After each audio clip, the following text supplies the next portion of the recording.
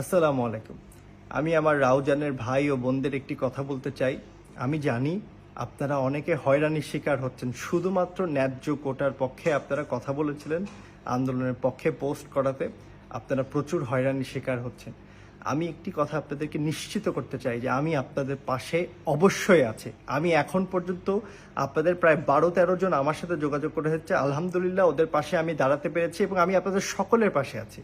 সকলের, আপনাদেরকে কেউ হয়রানি করলে আপনারা তাদেরকে পরিষ্কারভাবে এই কথাটা বলবেন যে আমি কিন্তু আপনাদের সাথে ১ নাম্বার আছি।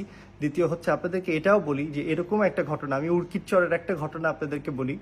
একজন মানুষকে তারা প্রশাসনের কাছে দিয়ে দিয়েছে, ফাঁসিয়ে দিয়েছে শুধুমাত্র কার থেকে তিনি জানি বালু না ইট কিনে নেয় বলে। তো এই ধরনের হয়রানিও কিন্তু আমাদের ছাত্রছাত্রীদেরকে এরকম টার্গেট করে করে করা হচ্ছে। আমার এই বার্তাটা আপনাদের কাছে থাকার, আমি চিন্তা করলাম যে আমি কি আপনাদের কাছে থাকা দরকার।